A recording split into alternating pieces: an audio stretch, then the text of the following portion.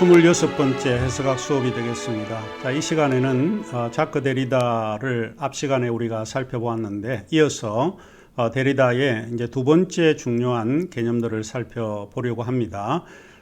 교재 352쪽인데 차연과 텍스트 읽기입니다. 데리다는 차연이라고 하는 개념을 굉장히 중요하게 여겼습니다. 그래서 우리가 이 시간 차연이라고 하는 개념이 무엇인지, 텍스트를 읽을 때 어떤 일들이 발생하고 있는지 살펴보려고 합니다. 해체주의적 방식에서 데리다는 텍스트를 어떻게 읽을 것인지에 대한 문제를 제안을 하고 있습니다. 그가 제안하는 해체적 기법이라고 하는 것은 대체로 부정적인 패턴을 가지고 있습니다. 긍정적인 그런 관점에서 글을 읽는 것보다는 부정적인 관점에서 글을 읽기를 일단은 권장을 합니다. 이것은 텍스트를 이용하는 방식이 언어에 의해서 도달될 수 있다기보다는 언어에 의해서 좌절되기 때문에 그렇습니다. 우리가 사용하는 언어는 긍정적이라기보다는 오히려 부정적인 요소가 훨씬 더 강하다라고 생각한 사람이 자크 데리다입니다. 언어는 사고의 왜곡이다라고 하는 비트겐슈타인의 그런 명제도 데리다의 해석적 기법에서는 마음대로 기호를 선택하고 언어를 주물럭거릴 수 있다라고 하는 의미로 우리가 받아들일 수 있는데, 왜곡도 결국에는 기호의 선택 또는 언어의 선택에 의해서 만들어진다라고 하는 것입니다. 그런데 이 해체주의에서는 상황이 완전히 전도되고 있다라고 하는 것입니다. 특별히 이 해체주의적 텍스트 이해에서 상황이 가장 중심적인 개념이 다름이 아닌 차연의 기법이다라고 하는 것입니다. 차연도 해체와 마찬가지로 데리다의 신조어입니다. 다른 거는 다 여러분이 잊어버릴 수도 있는데 하나 기억을 해야 되는 것이, 데리다를 떠올리게 되면 차연의 개념, 그것이 디페랑스라고 하는 그런 개념입니다. 그래서 지금 우리가 디페랑스라고 하는 것이 뭔지 살펴보려고 합니다. 자, 우리가 크게 두 가지를 기억하고 생각을 해야 되는데, 첫째로 차연이라고 하는 말은 원래 언어의 스펠링의 차이에서 유래를 합니다. 많은 철학자들은 이 디페랑스, 영어로 디퍼런스라고 하는 이 말에 변별이 어렵다라고 하는 것을 인정합니다. 디페랑스와 디퍼런스, 프랑스 말로 디페랑스는 똑같이 디페랑스라고 발음을 하고 있습니다. 그러니까 이 차이가 없는 것입니다. 단지 우리가 글을 보게 되면 디페랑스는 E로 사용하지 않고 A로 사용을 하기 때문에 차이가 있다라고 하는 이야기입니다. 이는 두 단어의 차이가 사실 알파벳 A와 E의 차이에 불과하다라고 하는 것입니다. 이 두 양자는 프랑스 말로는 조금 전에 말을 했지만은 디페랑스라고 발음을 하고 있습니다. 하지만 문자의 의미에서는 확연하게 차이가 드러나고 있습니다. 자, 그러면 이제 차연이라고 하는 말의 의미는 무엇인가라고 하는 것입니다. 차연이라고 할 때 이것은 차이가 나다라고 하는 의미로 이해해 볼 수 있습니다. 차연이라고 하는 차는 차이가 나다, 어원적으로 차이가 있다는 것하고, 연이라고 할 때 그것은 연기하다, 미루다, 이런 의미로 사용을 하고 있습니다. 그러니까 차연이라고 하는 이 개념은 이 두 가지 의미를 가지고 설명을 하고자 하는 내용이다, 이렇게 기억을 하시면 좋을 것 같습니다. 하나는 차이가 나다라고 하는 의미로 받아들여야 되고, 또 하나는 연기하다라고 하는 말입니다. 그러면 어디서부터 연기를 하는가? 원래 본질의 의미, 원 의미로부터 점점점 미끄러져 내려가고 연기되어진다는 거예요. 우리가 원 의미로 가까이 가야 되는 것이 보통 해석을 하는 사람들이 가지고 있는 생각인데, 텍스트를 읽으면 읽을수록 원 의미를 파악하는 것이 아니라 점점 더 원 의미에서 미끄러져 내려가고 있다 하는 것을 이야기를 하고 있습니다. 그래서 언어라고 하는 것은 결국 언어에 의해서 차별을 만들어내고, 또 언어 때문에 원래 의미와는 다르게 점점 연기가 되어지고 그 원래 의미로부터 미끄러져 내려가는 그런 형태가 된다라고 이야기를 합니다. 어쩌면 의미란 찾으려고 하는 자에게 더욱 의미를 발견하지 못하게 만드는 것인 줄 모릅니다. 왜냐하면 우리가 발견하는 것은 의미가 아니라 언어 체계 혹은 기호이기 때문에 그러지 않을까 생각을 합니다. 그래서 어떤 철학자가 언급을 했듯이 글은 끊임없이 의미를 전치함으로써 드러난다.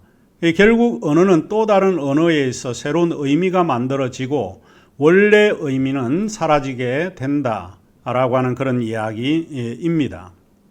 그런데 여기에서 한 가지 중요한 것이 있는데 이 차이가 드러날 때 그것을 표현하는 방식을 데리다는 흔적이라고 이야기를 합니다. trace, 흔적이라고 이야기를 하는데 차이는 흔적의 또 다른 표현이라고 말할 수 있습니다. 말을 하자면 차이의 차이성은 참된 사물에 대한 흔적밖에는 달리 표현할 길이 없다는 것입니다. 그래서 우리가 사용하고 있는 여러 개념들이 있습니다. 진리라든지 권력이라든지 사랑이라든지 윤리라든지 선함이라든지 정의라든지 이와 같은 개념들은 그것을 그대로 드러낼 수 없다라고 이야기를 하고 단지 차이만을 드러낼 수밖에 없다. 그리고 그 차이는 일종의 원의미의 흔적밖에는 되지 않는다라고 이야기를 합니다. 문제는 이 흔적들이 하나의 언어에 불과하고 기호에 불과하다라고 주장을 합니다. 데리다는 기호를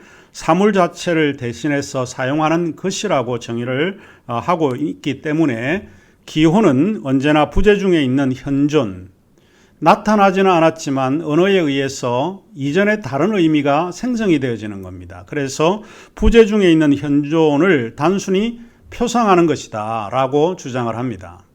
이것은 현존이 아니라 현존을 대신하는 용어이고 기호들이기 때문에 그럴 수밖에 없습니다. 그래서 사물 자체 혹은 현존을 기호로 대신하는 것은 단순히 보조적이고 잠정적인 것이다 라고 보는 것입니다. 이런 의미에서 인간은 언제나 이 기호라고 하는 우회로를 통해서 표상하고 표현할 수밖에 없는 것입니다. 이러한 예를 그는 니체라든지 프로이드라든지 그 다음에 하이데거에서 찾고 있습니다. 원래 본질에 대한 또 텍스트의 원 의미를 찾을 수 없기 때문에 항상 언어를 가지고 우회로를 통해서 새로운 의미를 찾으려고 생성시키려고 노력을 한다라고 하는 것입니다. 자, 그 다음에 이제 두 번째로 차연에 대한 생각을 살펴봐야 될 텐데, 둘째로 차연이라는 말은 앞서 이야기를 했지만 연기하다라는 말로 이해를 합니다. 연기하다는 것은 차이를 드러내는 것과 크게 다르지는 않습니다. 하지만 차이는 스스로 상이한 것을 상치시키는 작업보다는 정반대의 개념, 즉 일종의 의미의 미끄러짐입니다. 결국 원래 의미가 자꾸 미끄러져서 원 의미보다는 근접할 수 없는 상태로 빠져들게 한다는 것입니다. 그래서 차연은 끊임없이 현전성을 연기한다. 원래 본질부터 연기시키는 이런 비유로 설명을 하고 있습니다. 이것은 실제의 형이상학적 의미를 미룬다고 말하는 것과 같습니다. 다시 말하면 실제 사물에 대한 기호의 지시 의미가 연기될 수밖에 없다라고 하는 표현으로 씁니다. 여기서 실제 사물에 대한 기호의 지시란 형이상학의 본질적인 임무를 말하고 있습니다. 간단하게 요약을 하자면 형이상학은 현전성의 철학입니다. 그러나 데리다는 이것에 대해서 완전히 부정을 합니다. 왜냐하면 본질, 현전이라고 하는 그 본질의 의미가 파악될 수 없기 때문에 그렇습니다. 자, 이와 같은 데리다의 생각을 조금 정리를 하면 쉽게 설명할 길을 제가 한번 생각을 해보게 되는데, 그것은 일기를 예를 한번 들어보면 좋을 것 같습니다. 보통 일기라고 하는 것은 하루 중에 일어났던 사건을 기술하는 겁니다. 흰 백의 노트에다가 글을 쓰기 시작을 하는데, 그 글을 쓰기 시작을 할 때 하루에 경험했던 내용들을 설명을 하거나 자기에게 가장 인상적인 것을 일기에 쓰게 됩니다. 그 일기에는 자기의 내적인 감정의 표현들이 들어가 있습니다. 그런데 경험했던 내용들을 자기가 가지고 있는 언어에 의해서 글을 쓰기 시작을 합니다. 문제는 바로 여기에서 발생한다라고 보는 것이죠. 내가 가지고 있는 언어에 의해서 내가 경험한 것을 쓰기 시작을 하면 그 사건이 재구성되어지고 다른 의미로 재현되어진다라고 하는 것을 경험하게 되는 것입니다. 말하자면 데리다의 방법으로 이야기를 하자면 내가 가지고 있는 글에 의해서 기존에 경험한 내용을 파열시키고 상실시키고 파멸시키는 작업을 하게 되는 것입니다. 그리고 글로 쓰여진 현재 일기를 통해서 쓰여진 그 글은 전혀 다른 의미가 되어질 수 있다라고 하는 것입니다. 지금 현재 우리가 읽고 있는 텍스트는 이런 방식으로 작용을 하고 있다 하는 내용입니다. 그래서 데리다의 이와 같은 방법은 바로 이런 과정에서 차이라고 하는 것을 굉장히 중요하게 여겼다라고 하는 것입니다. 이제 그런 의미에서 우리가 차연의 텍스트의 그 기법에 대해서 쉽게 이해해 보지 않을까 싶습니다. 자크 데리다의 해체주의에 대해서 충분하게 이해가 되셨는지 모르겠습니다. 이제 마지막으로 제가 이 자크 데리다의 해체주의에 대해서 간략하게 정리를 해드리고 성경 한 구절을 보면서 문제 형식으로 한번 생각을 해보도록 하겠습니다. 자, 일단 데리다의 해체주의는 글에 관한 연구다라고 하는 이야기를 했습니다. 글쓰기, 글 이런 것이 그에게 있어서 굉장히 중요한 이야기입니다. 쓰여진 글의 성립과 역사는 전통적으로 기호라고 하는 기호 체계에 의해서 표현되어졌다라고 하는 것이고, 그럼에도 불구하고 글이라고 하는 것은 이념화 내지 반성화의 과정을 경험하고 있다 하는 것입니다. 글은 중립적으로 있는 그대로 존재하는 것이 아니라 그 글과 함께 사고하는 인식자와 연관되어서 글의 표현이 되어진다라고 하는 것입니다. 이 데리다는 쓰여지는 글은 더 이상 어떤 사태에 마주 서서 이를 대변하는 기호로 보지 않는다라고 하는 데 있습니다. 제시적인 조직 속에서 무엇인가를 보여주고자 하는 그 흔적으로 데리다는 보고 있습니다. 글이라고 하는 것은 중요한 의미에서 항상 의미화한다라고 봅니다. 그것이 토라이든 성경이든 또는 무엇에 대한 의미화 작업으로 나아가고 있다 하는 것입니다. 이것이 데리다가 말하고 있는 의미라고 생각하시면 될 것 같습니다. 데리다는 글의 정신과 글자에 관한 옛 논쟁에 대한 관심을 보이기도 합니다. 그의 글 속에는 기독교의 성경 이야기가 많이 등장을 하고 있고 또 사도 바울과 같은 글이 그의 작품 속에 많이 등장하고 있긴 합니다. 사도 바울은 글의 정신에 치중을 합니다. 하지만 데리다 자신은 글자에 관심을 하고 있다. 이것의 차이입니다. 말하자면 텍스트의 구조는 쓰여진 글과 말해진 언어로 구성되어 있기 때문에 그렇습니다. 데리다에 따르면 데리다의 구조에서는 이 둘의 경계가 모호하고 또 무시되기도 합니다. 다르게 이야기를 하자면 말보다 글이 우위에 있지 않고 동등하다라고 하는 이야기입니다. 이제 이런 점에서 데리다의 해체주의 구조에서 텍스트의 권원적인 의미를 추구하는 것은 별 의미가 없습니다. 권원에 대한 호기심과 물음이 일어나기는 하지만 그것을 찾아서 대답할 수 있는 것은 아니기 때문에 그렇습니다. 권원을 추구한다라고 하는 것은 흔적을 잘라내는 것과 같기 때문에 그렇습니다. 그가 언급한 토라 또는 성경에서 모든 성경은 그것에 대한 주석들이 존재를 하고 있는데 데리다에 따르면 전통적으로 성경과 주석은 구분하지만 데리다의 경우에는 성경과 주석을 구분하지 않는다라고 보는 것입니다. 데리다의 해체주의에서는 성경이 주석으로 이해될 수 있다라고 하는 이야기입니다. 성경 그 자체는 데리다의 입장에서는 권원이 흔적에 불과하다라고 이야기합니다. 성경이 하나의 권원적인 자리에서 다른 자리로 오게 하는 것이 아니고 자연적인 그런 자리이기 때문에 그렇다라고 주장을 합니다. 말하자면 성경도 일종의 자연의 입장이고 자연의 자리에 불과하다라고 하는 것입니다. 자, 그러면 우리가 이사야 56장 10절에서 11절 말씀을 한번 살펴보도록 하겠습니다.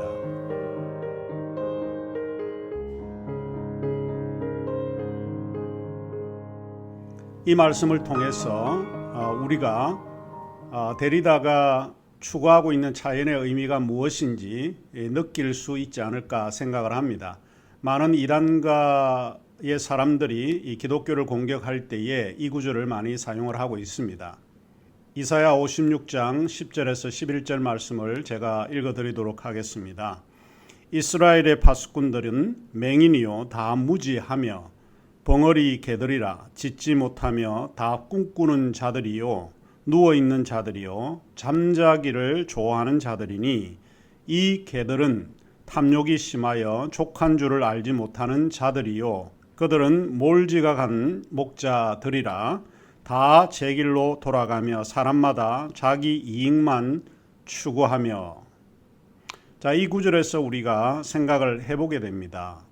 이제 어려운 용어들이 등장을 하고 비유적인 표현들이 등장을 하는데 그것이 개들이라고 하는 이야기입니다. 그럼 이 개는 도대체 누구를 이야기를 하는가? 이스라엘의 파수꾼들을 가리켜서 이야기를 하는데 오늘날 현대 우리가 이 구절을 읽을 때 과거를 그대로 재현하기가 불가능하고 내가 가지고 있는 언어에 의해서 글쓰기를 통해서 이 의미가 다른 의미로 생성되어진다라고 하는 이야기입니다.